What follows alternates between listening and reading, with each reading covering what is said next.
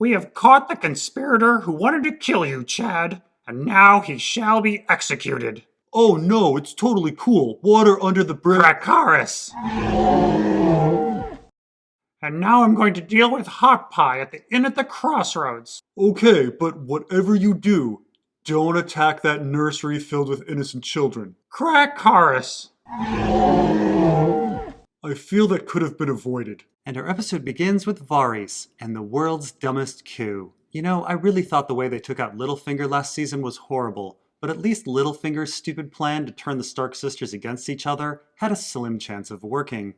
I have no idea what to make of this coup attempt myself. His plan is essentially to try to convince Tyrion to betray Emilia Clarke, then write some letters, and then try to convince Kit Harington to betray Emilia Clarke. Okay, say all of that goes off according to plan. Say Tyrion is convinced, his letters go off, and Kit Harington is convinced. What then? They're all still on Dragonstone with Grey Worm and the Unsullied, and the attack on King's Landing is happening in 2 days. What was he hoping would happen? That Kit Harington would cut through all of the Unsullied? That he would assassinate Emilia Clarke and somehow escape the island if he did? That he would somehow take control of the army? Unless they're talking about murdering her, Emilia Clarke still has the undying loyalty of the Unsullied, the Dothraki, and her dragon. What Kit Harington and the Northerners think is pretty irrelevant. And even if they do murder Emilia Clarke, they're not getting off that island. There is no scenario where Kit Harington sits the Iron Throne, because there is no scenario where he gets the loyalty of the Unsullied, the Dothraki, and the dragon. Emilia Clarke holds all of the cards. This is all particularly aggravating as this coup attempt is clearly supposed to mirror Ned's coup attempt in the first season, but Ned was smart enough to at least try to secure the City Watch. He knew that he needed to control the muscle. Varys does nothing but try to write some letters and talk to Kit Harington on a beach. These are all great strategies if he's trying to romance Kit Harington, but very poor strategies for trying to overthrow a monarch. Anyway, Varys' coup culminates with him telling Kit Harington that he wants the right ruler on the throne, mentioning that half of the Targaryens are crazy. Again, all quite funny considering that he supported the pro-slavery Viserys for years over, say, someone like Renly Baratheon. Whatever the case, Kit Harington says he doesn't want the job, and Varys says that he knows Kit Harington will rule well, as Varys claims he's known more kings than any living man. And no, he hasn't. He's known 3 kings, Aerys, Robert, and Joffrey. You can get to 4 if you add in Emilia Clarke, but then there's Jaime, who's known 4 kings, Aerys, Robert, Joffrey, and Tommen, plus Cersei. You can add in some other kings for Varys, like Renly, Stannis, and Kit Harington, but Jaime's known all of them as well. Not to mention Jaime's known Robb, Balon, and Euron. So I'm sorry, under any measure, Varys loses, and also, Jaime kind of shows us that knowing kings doesn't really help you with your intellect. Anyway, Tyrion sees the whole thing go down and tries to tell Emilia Clarke, who seems to know already, having puzzled out that Kit Harington betrayed her by telling Sandra, who told Tyrion, who told Varys. Though I'm not sure how she figured out it was Kit Harington. The Bran 9000 could have told Sandra, who told Tyrion, who told Varys, or the Bran 9000 could have told Wolverine, who told Sandra, who told Tyrion, who told Varys. Or Sam could have told Davos, who told Tyrion, who told Varys. Or Gilly could have told Pate the dog boy, who told Wyla the washing woman, who told Varys. There's honestly infinite combinations. Varys is then taken to be executed, and Tyrion lets him know that it was he who turned him in. Now let's remember that Varys is basing his belief of Emilia Clarke's insanity on pretty much 3 actions. The execution of Randall Tarley, who refused to kneel in public, her looking a bit nuts at a banquet the day after Jorah died, and her wanting to attack King's Landing. And that's more or less it. And we should keep in mind that she spared Varys previously despite his attempted poisoning of her, and she spared Jaime who killed her dad. So it's not that Emilia Clarke doesn't show mercy on occasion. And we shouldn't forget that Kit Harington did execute a child for trying to kill him, so it's not that he is always merciful. Now yes, as this episode shows, Varys happens to be right, but it's not really based on anything substantive. Prior to Emilia Clarke's moment of insanity in this episode, they all did a pretty good job avoiding civilian casualties and bringing the city to surrender. So in the end, the attack itself was not really that crazy. All I can conclude is that Varys is either a really good guesser, or he read the script. Anyway, next we have Emilia Clarke giving Grey Worm Missandei's only possession, her leather collar of bondage. Kinky. Whoa. All of these outfits, and she doesn't own any of them? What was she, renting them? Are they gonna lose their deposits? Anyway, Grey Worm throws the leather collar in the fire, and again I must remind people that leather doesn't burn. I guess her collar was fleather. Next, Kit Harington comes in, and Emilia Clarke rightly says that this was all Sandra's plan. And again, despite the Dornish, the Reachers, the Ironborn, and now the Stormlanders all supporting her, Emilia Clarke claims that more people in Westeros love Kit Harington. There's 7 people left in the north? Kit Harington then says that he loves her, and she tries to make the move on him, but for some reason he can no longer get it up for his aunt. Emilia Clarke then tells Grey Worm and Tyrion that the attack is going forward, and Tyrion begs to listen for the city bells. That's the signal for surrender. Is it? Is he making that up? I thought the bells were a signal that the monarch is dead. Remember, the bells were rung after Joffrey died.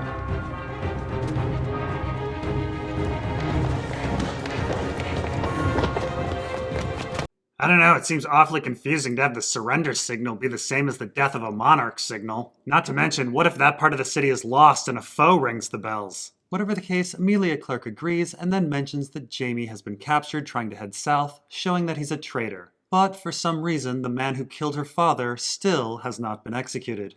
We then get a shot of people coming into the city, including the mother and child that Wolverine ends up getting roasted. These are major characters in this episode, and really they should get top billing. We then find out that Emilia Clarke wants to attack now at dusk, which is a bit odd as later her plan involves hiding in the sun. They all instead plan for a dawn attack, which is definitely not when the attack occurs. We then get to Tyrion, who asks Davos for some help with some smuggling. I'm actually unsure what exactly Davos does. I think he places a dinghy on some rocks. World's greatest smuggler. And then we get to the Hound and Wolverine arriving at the northern camp and getting stopped. Somehow a marching army beat these two to King's Landing, even though they were on horse, and Wolverine decides to not use any of her abilities to get by them. I guess the Hound is slowing her down or something. It all doesn't matter because the guard just lets them by because all guards in this camp are completely incompetent. And speaking of incompetent guards, the Unsullied who are guarding a traitor who killed the Queen's father are convinced to abandon their post by the prisoner's brother. Ah, idiots. Tyrion gets inside to break Jaime out and tells him to escape with Cersei in a dinghy at the beach. If the winds are kind, they can make it to Pentos. Winds? Does the dinghy have a sail? No. Tyrion also tells Jaime the signal for surrender, ringing bells. So I guess Tyrion did make the whole thing up? We'll get back to this. The two have a heartfelt goodbye, and with this, Tyrion will never find out that Tysha wasn't a prostitute. The day of the attack has arrived, and we get a shot of a bell tower, built by the city's Christian community.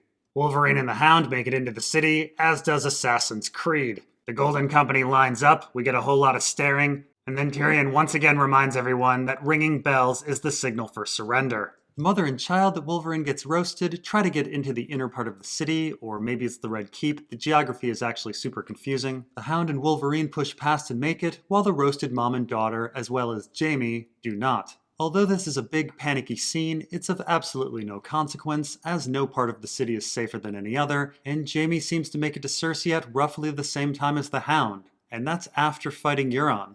Meanwhile, with the Iron Fleet's 1,000 ships, Euron looks way up into the sky where everyone knows to find the dawn sun and spots a dragon.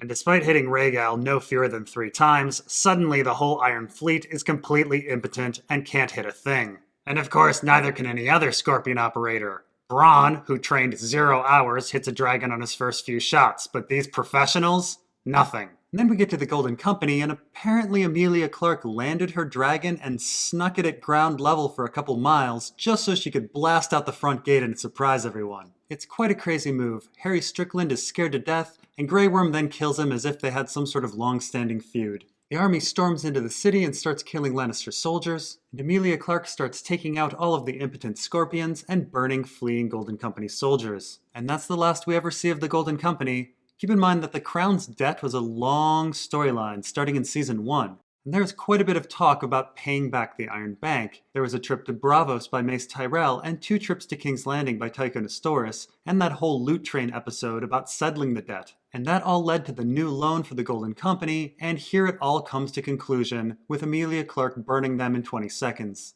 I mean, to be fair, how rich did you want to plot about public debt to be? Anyway, Cersei starts getting worried, but finds solace in the idea that all they need is one good shot to defeat Emilia Clarke. However, Qyburn rains on her parade and says that all the Scorpions have been destroyed, about 20 seconds before we see Emilia Clarke destroying Scorpions. Ah well, Qyburn has always been ahead of his time. Anyway, Kit Harington and company come in and find themselves facing off against a large group of Lannister forces at the Bell Tower, built by King's Landing's Christian community. As you can see, the area is deserted except for the soldiers, and then Tyrion stares at the tower, and then Emilia Clarke flies down to the bell tower where it's suddenly crowded with people. Maybe it's a different tower? No, it's clearly the same one. It's the bell tower of Dubrovnik, and as you can see, there's a blue dome building here, and Tyrion is staring at it, and he's right near Emilia Clarke. I mean, it's either that there was a standoff that suddenly dispersed for the peasants to run back in, only to have the standoff resume, or our action has coincidentally centered around two identical-looking towers and two identical-looking domes that are all really close to each other.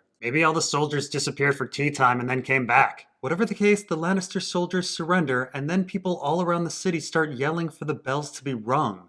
So Tyrion didn't make up that signal? It's really a thing? Then why did he need to tell Jaime what the signal was? Jaime was a Kingsguard in King's Landing for 20 years. He should have known that. Yeah, but to be fair, he is the dumbest Lannister. So anyway, the bells get rung, but Emilia Clarke isn't having it. She flies clear across the city, we get Bran's vision scene, and then Emilia Clarke arrives at another bell tower built by the King's Landing Christian community that looks identical to the other, or others, I don't know. And then she lets loose right near that blue dome.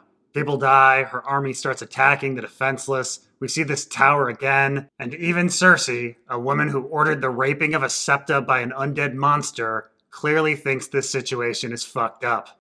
It's death and destruction, death and destruction, death and destruction. Peace and prosperity with Dario.